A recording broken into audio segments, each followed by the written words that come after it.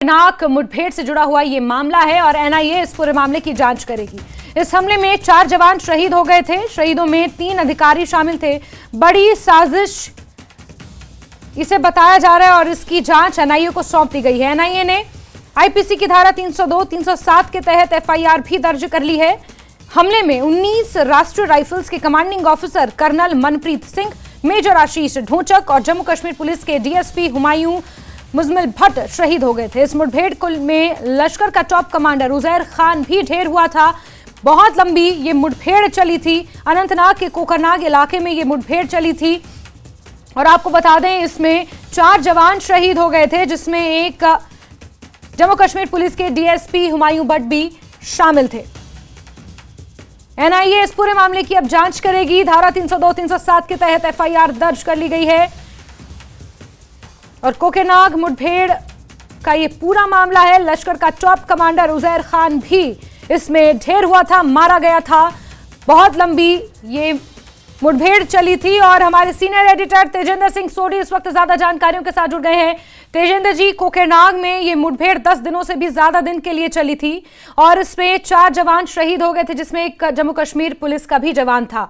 हालांकि लश्कर का top commander भी इसमें शहीद हुआ था और अब खबर निकल कर आ रही है कि एनआईए इसकी जांच करेगी। व्यापक स्तर पर इसकी जांच की जाएगी। तेजेंद्र जी, देखिए जैस्मिन, नेशनल इन्वेस्टिगेशन एजेंसी ने ये केस जो है वो सेक्शन 302, 307 आईपीसी के तहत 7, 25, 27 आर्म्स एक्ट एंड सेक्शन 16, 18, 19, 20, 23, 38 और 39 के तहत यूएपी के तहत दर्ज कर ली है। इस टेरर एनकाउंटर में जो एंटी टेरर एनकाउंटर था, जिसमें 4 सेना के अधिकारी, जिसमें 3 अफसर थे, एक डीएसपी रैंक के पुलिस अधिकारी थे, वो अपनी जान का जो उन्होंने बलिदान दिया था इस ऑपरेशन में। कर्नल मनप्रीत सिंह थे कमांडिंग ऑफिसर 19 राष्ट्रीय राइफल के। मेजर आशीष ढोंचक थे और जम्मू कश्मीर पुलिस के डीएसपी हुमायूं मुजम्मिल भट्ट इस ऑपरेशन में जो है शहीद हो गए थे। लश्कर का टॉप कमांडर उजैर खान भी इस एनकाउंटर में मारा गया था।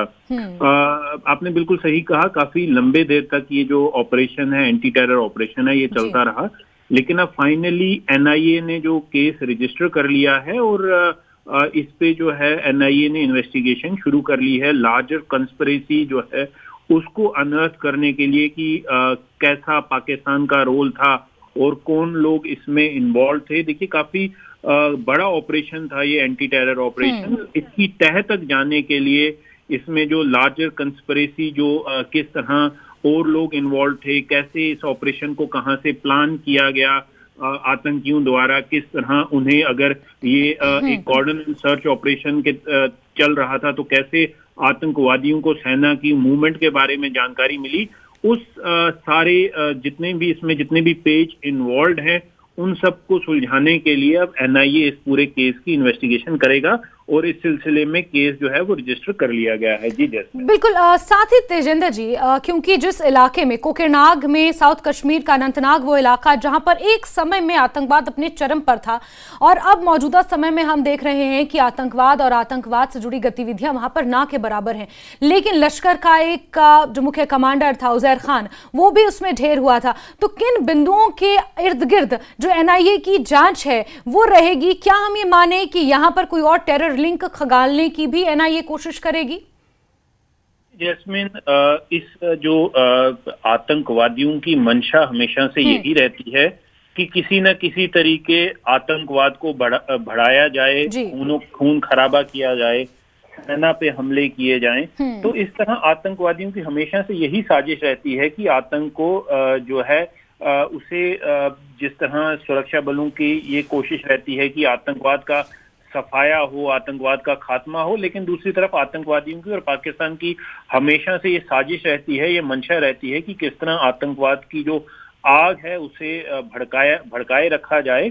तो उस चीज को पाकिस्तान से कोशिश तो की जाएगी कि हर बार इस आग को जो जलते हुए सुलगते हुए रखा जाए, लेकिन सेना या सुरक्षा बल जो भी ग्राउंड पे काम कर रहे हैं पूरी तरह से मुस्तैद हैं और किसी भी तरह की साजिश को नाकामयाब करने के लिए पूरी तरह सक्रिय हैं और चाक चौबंद हैं। कोशिश की जाएगी, लेकिन उसे विफल करने के लिए सारे जो है संसाधनों को इस्तेमाल किया जा रहा है ताकि इस तरह की कोई भी देश विरोधी गतिविधि को कामयाब ना होने दिया जाए।